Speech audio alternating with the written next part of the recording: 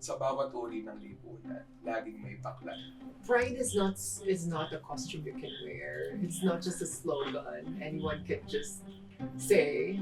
And yung movement natin, it becomes hope to them. And we become also safe space. Kailangan pa natin patunayan na tao tayo sa ibang tao din. Which is very frustrating at times. Pero kasi kung hindi natin gagawin, anong mangyayari sa atin?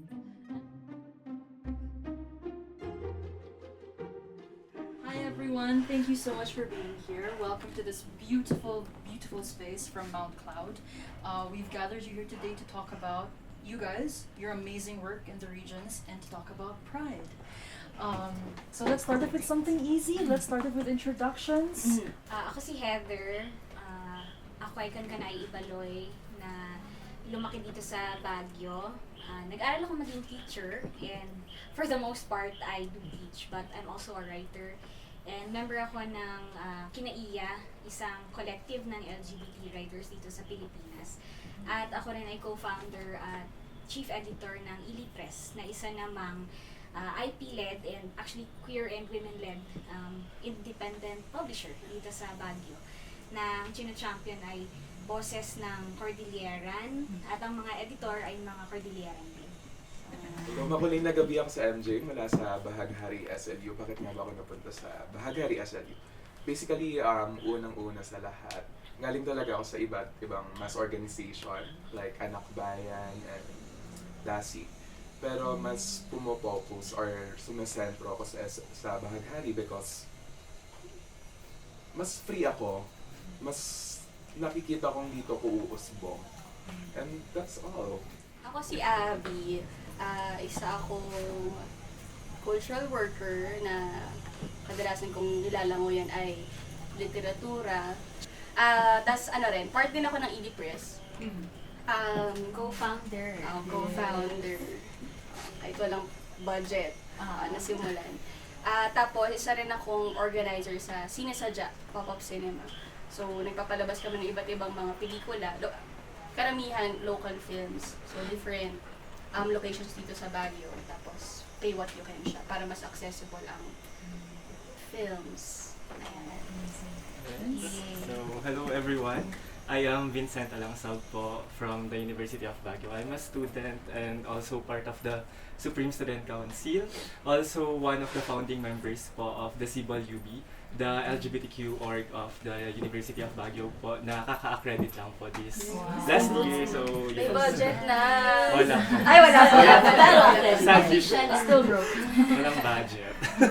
But still, a big step po for the university since ang tagal na po talaga namin siyang pinaplano talaga na i-establish kaso hindi siya na-approve because of mga papers na kulang, ganun. So last year, fortunately, oh my gosh. Success na. Success na Success na po siya. siya. So yeah, that's it. Ganda. Yeah. Ako naman, I think mine's very different. I come from the pageantry scene, but the reason why I feel like the reason why I do pageantry nowadays is it's rooted in my activism.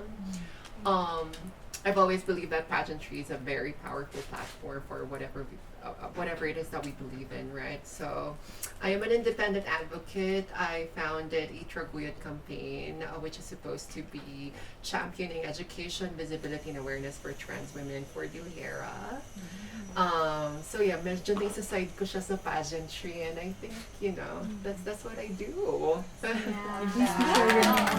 my name is Kyra Isabel. Thank you. So, hello everyone. I am SK from UC Sumicom. So, I think a lot of things then yung factor kung ba't ako gusto ko maging talagang active sa LGBTQIA membership ng UC kasi I came from a region na ano hindi naman a region pero syempre I came from a place na hindi naman talaga sila active sa ano.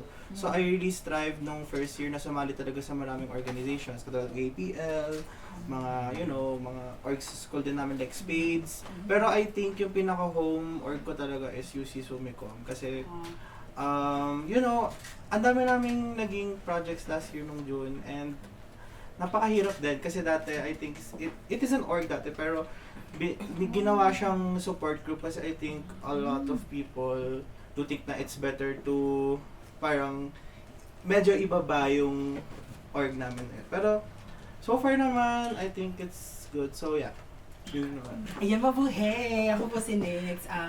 Isang BA Communication graduate from UP Baguio. So most of my academic works ay laging about gender studies, and even actually my thesis is about the portrayals of trans women sa mga films. And ngayon, as a graduate, ako na po ang founding chairperson ng Baghari Metro Baguio, which is yung mother organization po ng Baghari UP Baguio, Baghari SLU, and Cebu UP. Yeah. So ako din, Abi din ako. Tama yung spelling ng Abi namin, ABI na. Ano man ginawa ko sa buhay ko? Ako, galing akong UP din. Tapos yung course ko, History Philosophy. Kaya ayun, pilosopo tuloy. Tapos, bakit ako naging bading? Story! Jump scare! Or more specifically, someone who advocates for LGBT rights. Kasi, syempre, kasi LGBT din ako, ganyan. But more importantly, nakikita ko kasi na there is much work to be done. Kasi, hello, pag papaboy ko palang hirap-hirap na, ba yan? Yeah. Ay, pronouns ko pala kasi hihim. Tapos kasi, while we do work with youth and students sa current work ko ngayon sa CYC or the Cordilleran Youth Center, it's an NGO, visit nyo kami sa campus ko lang kami. There really is a lot of work to be done kasi surprisingly, hindi na sa youth kasi right now parang ang kailangan na lang natin i-organize sila kasi the youth now parang they really are aware of their rights. It's more of how can we fight for these rights in a political and economic environment na hindi rin reject tayo. Parang, bakit naman? Bakit naman tayo reject? So that's what my advocacy lies in? Lies in? Lights on. Lies on? Lights between. Lies between. Lights on, lights on. In between. That's where advocacy Intro pa lang. Intro pa lang. Maaga pa. Aga pa. Pero yun naman siya. Yun na muna sa ngayon. Okay. Later, more. More pa later. Hi everyone. I'm Julia. I'm a law student from University of the Cordilleras, and I am a co-founder of Sumicom.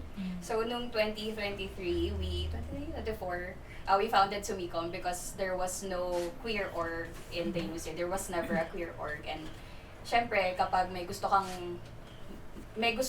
tapos wala siya sa community mo, gawin mo, di ba? So that's why we established Sumicom in UC. And actually, Sumicom means to come home. So, I'm also a volunteer from Northern Luzon Pride since 2022. And it's been 5 years now, so yay! It's our 5th year. Sure ka na ba? Nakuli talaga. Hello, ako naman si Herson, community organizer dito sa Baguio. Nag-start ako mag-organize ng events noong 2019. Actually, yun din yung first na Pride Parade ko. I was part of Amnesty International before, so ako yung nag-deliver ng solidarity message for AI, Karl. So, sobrang liberating nun for me kasi that was the first time na I was able to say out loud na bakla ako. And it felt so good. It felt so liberating, and sobrang natuwa ako sa experience na yun. So sabi ko, merong batang makakaranas ng ganito. So I want to continue doing this advocacy work. And I joined Northern Luzon Pride when it started last 2022. And hindi na natapos. We're still here, 5th year. So I also wanted to do this gathering kasi whenever I go to Manila, most of the queer organizers there, hindi nila alam yung nangyayari sa mga regions. And of course, I also want to share this conversations later on sa mga organizers there to give them an idea how we do things here in Baguio. Ayun. So, Yeah. Amazing. And I'm Sari. I'm a queer writer, filmmaker, and researcher. I'm also a Libra. So hopefully that means I'll moderate well. My ballroom name is Psych007. What else? But I'm really glad to be here. I'm really grateful to her for asking me to moderate this conversation.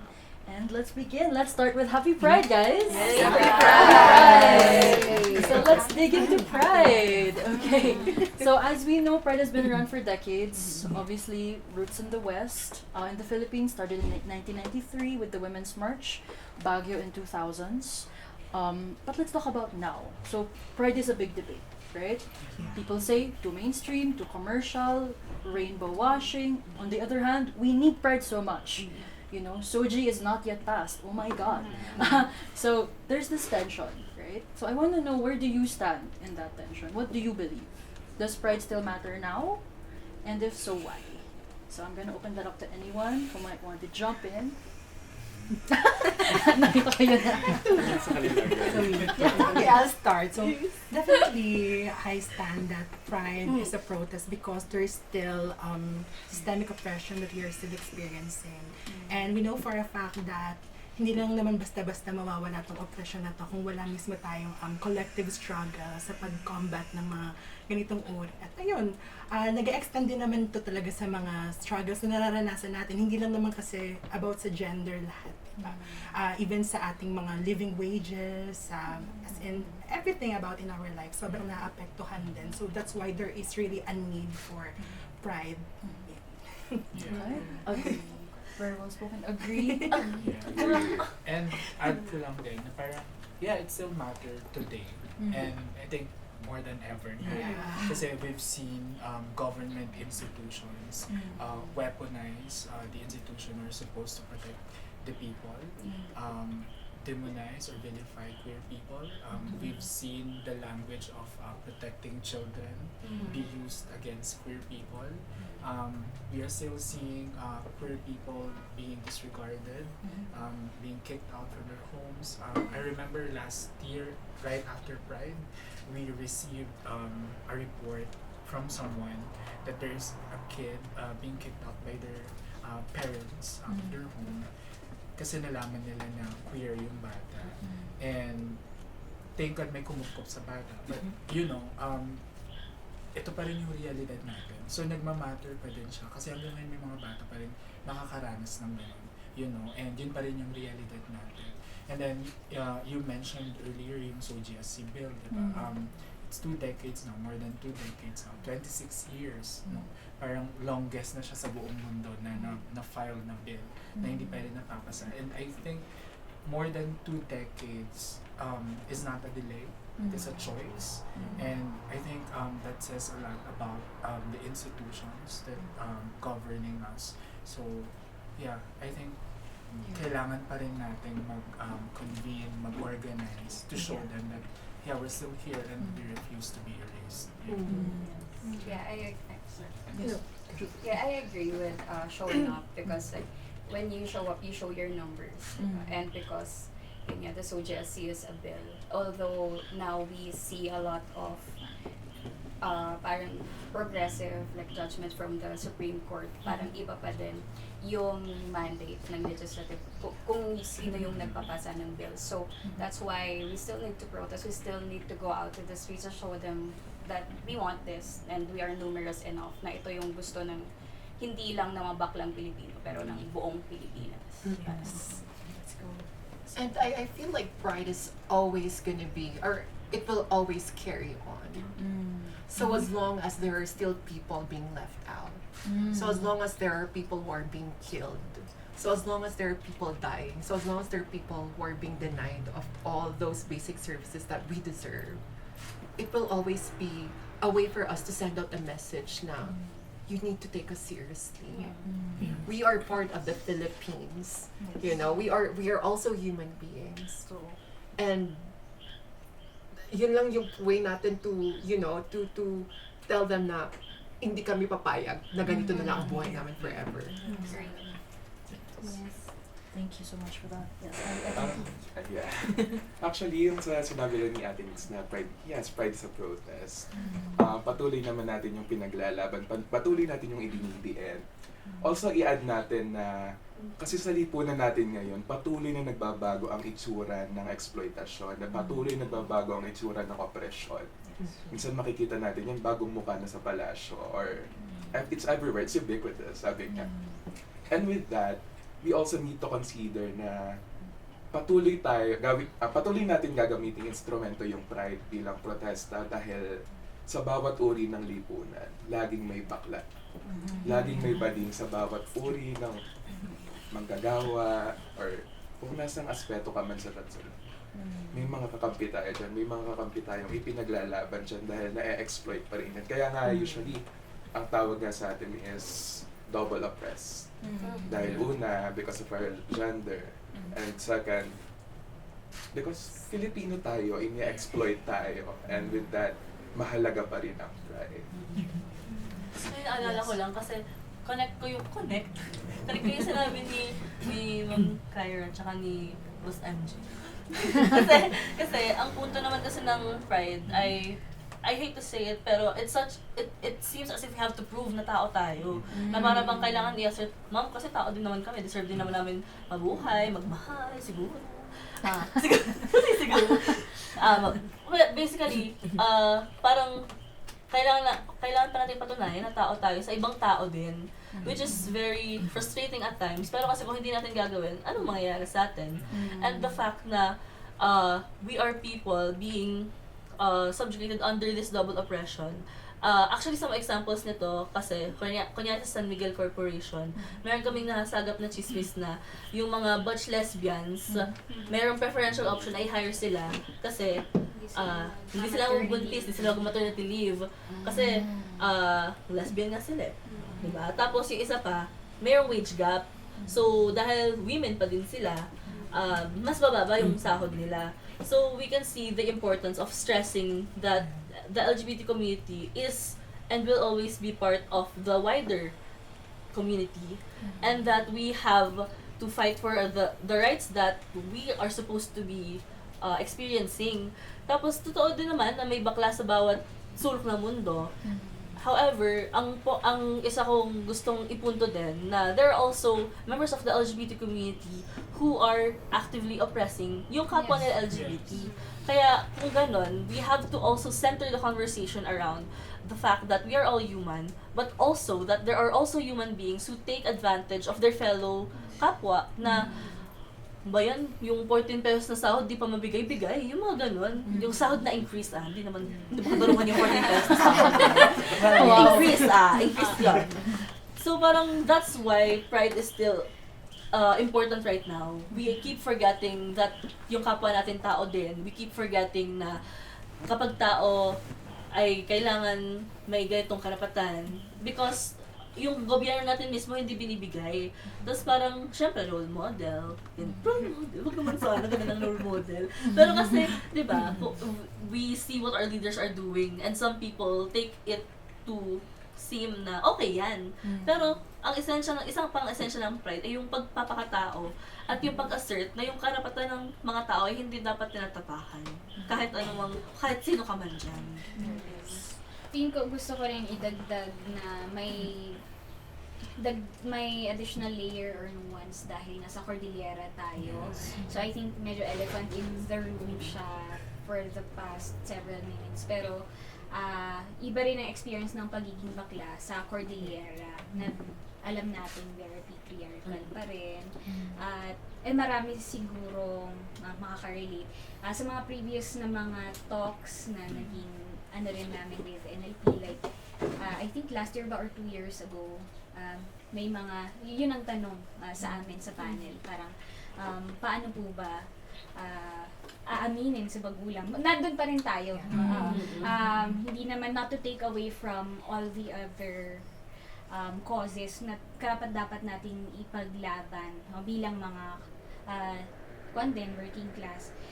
Siguro, ayun, additional layer yung nandun pa rin tayo sa mahirap pa rin mag-come out sa pamilya or kanina lang may kausap akong fellow writer from Benguet na yun, nagkukwento rin tungkol sa kung gaano kahirap yung kahit yung mga side comments sa mga reunion or kunwari may wake, di ba ganun na nga dito parang nag-gather. Ayun. Kaya ang hirap minsan na pumunta sa mga ganun na alam kong mag-meet ko, uwi ako sa Ili or mag-meet ko yung mga kapamilya ko kasi ayun nga, meron pa rin limitado, very narrow na understanding ng gender.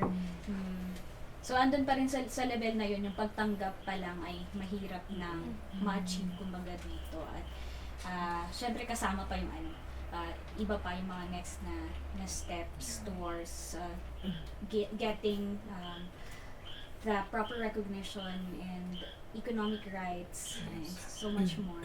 And actually, ito nga yun na yung mga it's these small things that we still can't do or still experiencing yung mga microaggressions na ganito. It actually gives us a wider perspective kung ano yung lagay ng gender, ng equality sa ating bansa.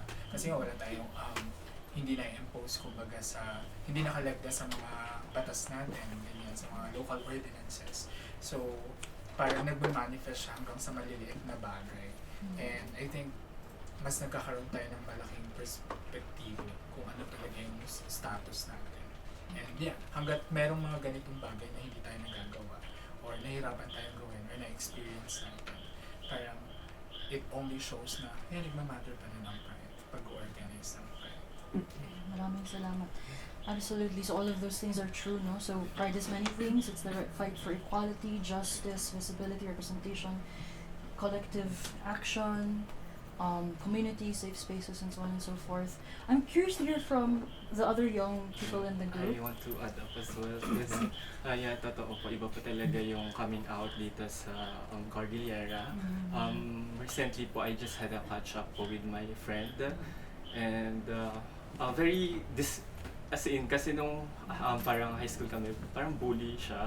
Binubully niya ako for my sexual orientation, something like that.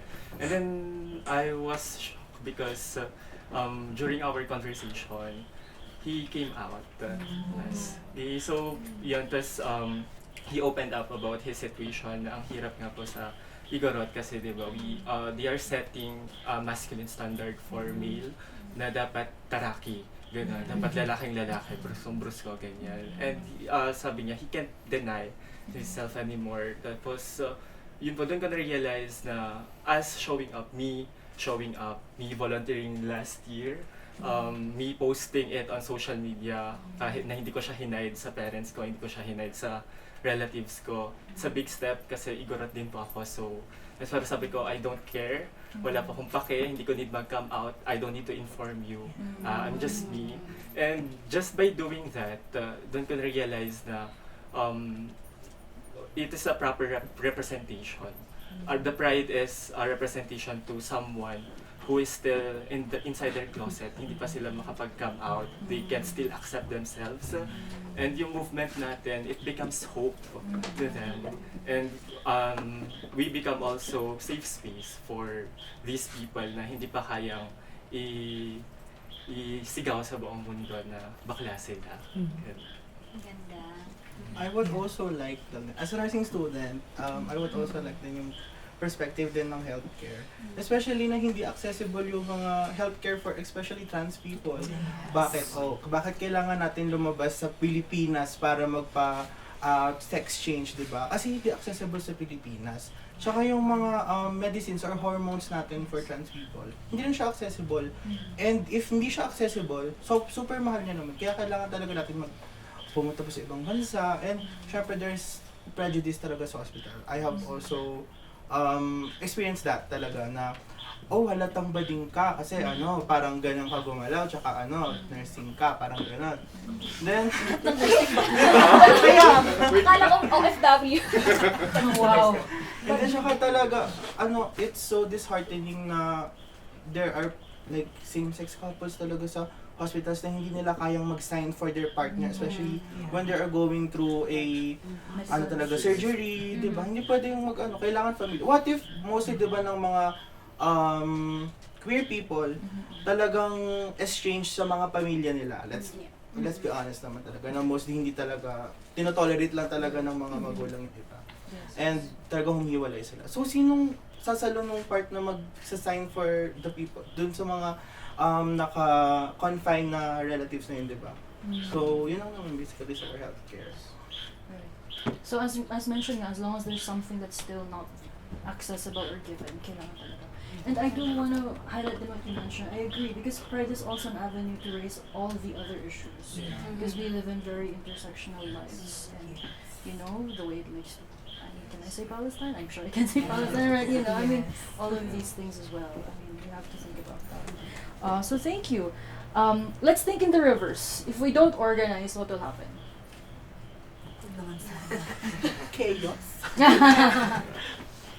I feel like the struggles that we are experiencing as a community will also be much more worse if no one will be speaking up. It's so funny to think that here in the Philippines, because of the culture and you know, we have to like navigate the intersectionality of our like individual cultures and our identities. Marami na magsasabing, mga bakla, tanggap naman na kayo. And it's so funny to think that it's coming from our cisgender counterparts, you know, like people who do not even experience what we're experiencing. Like, what's your right?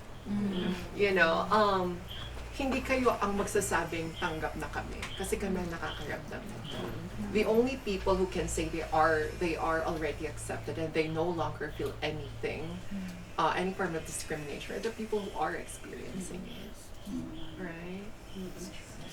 So I can only imagine if there's no pride, like an avenue for us to like to voice out, you know, whatever we believe in. Imagine kung ilang buhay pang mawawala. Imagine kung ilang LGBT members pang hindi ma-employ, underemployed. Imagine kung ilang LGBT members pang nasa kalye kasi tinapoy ng kanilang mga magulang. And actually, parang babalik din tayo sa question na para kanino pa natin ito ginagawa. Diba? Akala ko dati, nung first kung mag-organize ng Pride, o maging part ng Pride, akala ko ang Pride para siya sa mga out. Kasi nakakalabas diba? Parang we get to parade, we get to be part of these celebrations, parties, gatherings, parang we get to speak in these conversations. But later on, I realized na actually mas para sa mga hindi pa nakakalabas sa closet yung Pride, diba? Mas para sa kanila yun. Kasi we're giving them that space. We are somewhat reaching out to them indirectly. Na parang, yes, we are here. We are holding this space. We are making these spaces, maintaining these spaces for us. And you're welcome here. And feeling ko, kapag we stop doing this, essentially, sila yung maapektahan. Lalo na yung mga bata. Lalo na nangyayari pa rin yung mga ganitong discrimination sa society natin. So, kapag nakita nilang, wala nang space, like, magkukulong na lang din sila. So, parang, mas ma-amplify yung mga struggles na pinagdadaanan ng communities natin kapag hindi nagpatuloy yung pag-organize natin. Ngayon pa nga lang na nag-organize na tayo, persistent pa rin yung mga struggles na pinagdadaanan natin. So, what more kapag tumigil tayo? Ako, inisip ko naman, kung hindi tayo mag-organize, for sure magkakaroon pa rin ng mga Pride marches, pero hindi lang tayo nag-lead. And nangyayari na siya ngayon, parang Pride is being taken over by big corporations. So, kailangan governments are taking over Pride, ganyan. So, mangyayari ang Pride. It's more of a question kung sino na lang ang magli-lead. So, as much as possible, we take up space for yung mga hindi nga out pa, yung mga nangangailangan, parang gano'n. Yun naman. Kakaroon pa rin yan kasi naman, kumikita sila sa Pride Makuko-opt at makuko-opt siya kapag hindi natin pinarinig yung boses natin. Kasi, yun nga, sa dami-dami natin, tapos yung mga iba mayayaman din naman. Bibili sila ng mga makibagay. So parang every June nagkakaroon ng rainbow na logo yung mga companies.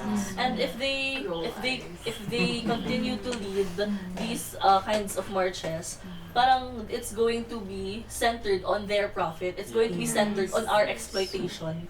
Kung saan hindi naman tayo papakinggan kasi sino bang maingay, sino bang nagle-lead, sino bang nagle-legislate kasi na-mention din kanina na governments are parang nag-take initiative naman sila na makisama sa Pride, which is a step in the right direction. However, we should really do take the initiative kasi tingnan mo naman yung gobyerno natin ngayon.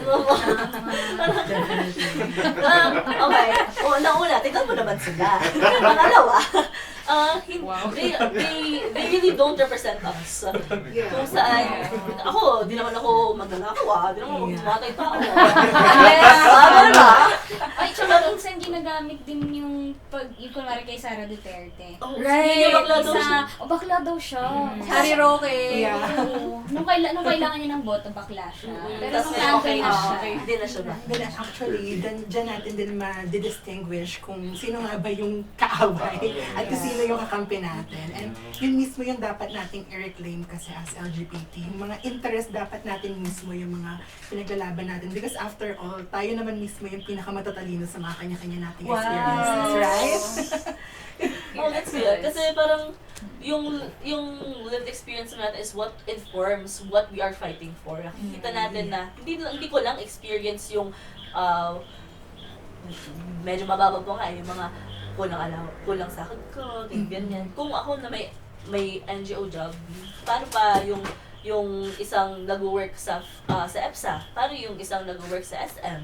So, meron talagang pakikipagkapwa-tao in this thing that we are trying to build. Kasi sa Pride din lang naman tayo nag-struggle para sa present. We are also struggling for a future kung saan hindi na tayo pinapahirapan.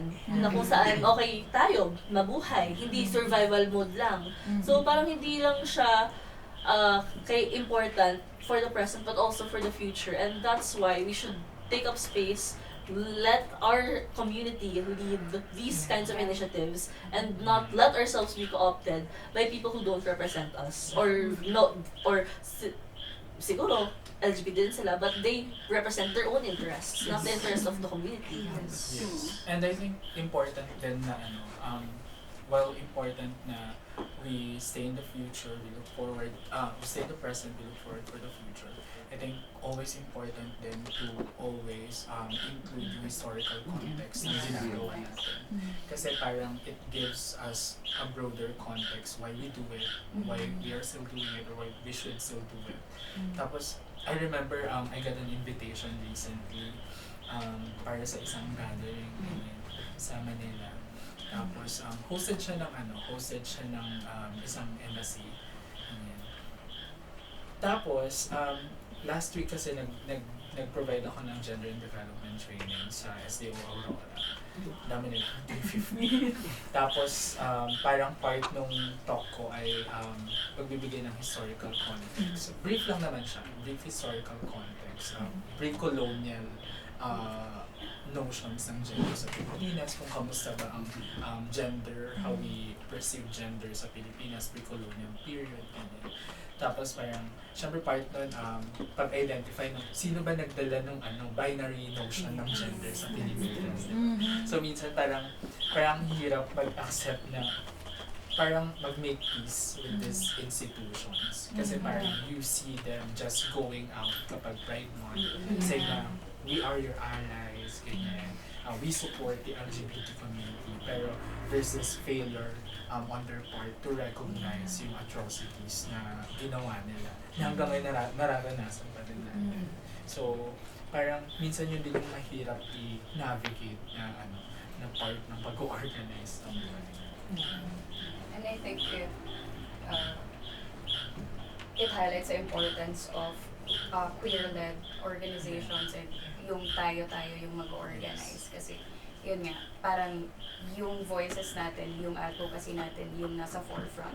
At hindi na gagamit yung sino tayo para sa campaign ng mga senadores. Yeah. Na hindi naman pala natin hindi naman natin ally. So, that's why also, yun yung gusto ko sa community natin dito sa Baguio. Kasi, we support each other.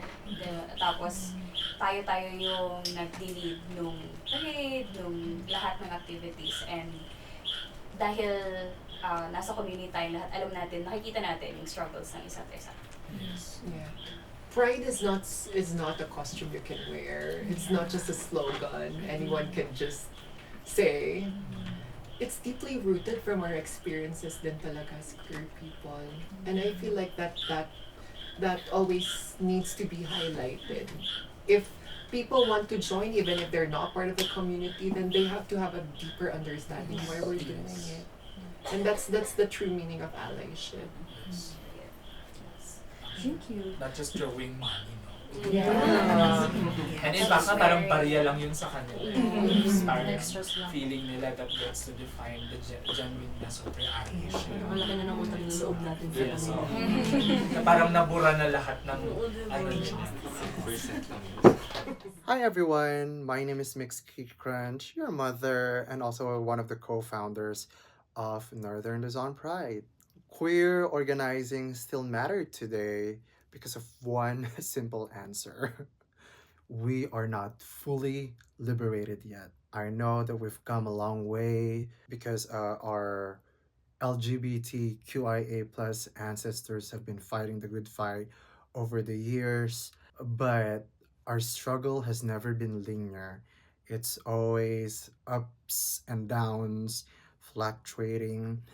It's more of like a roller coaster ride, especially right now that we are living in a world of information, but also there's misinformation and disinformation about how our community is, how our identity is. Our identity, our community has always been used as a tool for discrimination. It's always been used as an instrument of hate because simply they don't understand us. They don't accept nor understand our struggles as queer and trans folks. They do not hear or even listen to the story of the gays and the lesbians and then the bisexuals. We are being hated and discriminated because they don't understand us. And due to this ignorance, they built this arbitrary fear towards our community. And so that's why I think queer organizing is still very important because we still have a long way to go. We still have a lot of work to do, and there are still many battles up ahead to win.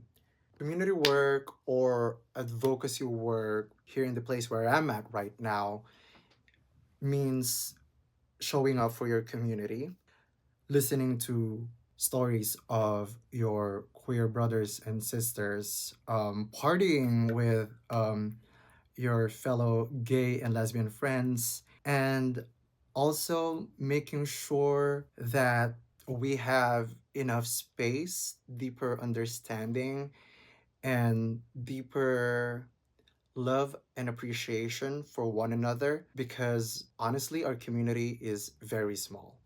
And we have, I'm thankful, and I'm sure most of you are also thankful that we have one another, but there will be times that one perspective will be exactly the opposite of the other person's perspective, and it may end up into a misunderstanding or conflict. Not that I'm invalidating those conflicts or misunderstandings, but we should look and go beyond those struggles within our community. And I hope we make sure to extend that compassion and understanding to our fellow brothers and sisters within the community. Not when they're DDS though, or pro Marcos, no. I'm just kidding. But I think that's what is missing within our community, and I think that's also a very important part of doing advocacy work and community work is making sure that we're not afraid to call out members of the community, but we're also not afraid to call them back in. And that should how you treat yourself as well. You should not be afraid to be called out, and you should not be afraid to be called in back to the community as well. And we are fighting a lot of like fights. We are fighting a lot of struggles, but at the end of the day, what I'm trying to say is to make sure to operate from a place of love, compassion, and understanding. And that for me is community work and advocacy work. And I will leave you with a very important advice from one of our transgender ancestors, Marsha P. Johnson, who fearlessly fought during the riots at Stonewall.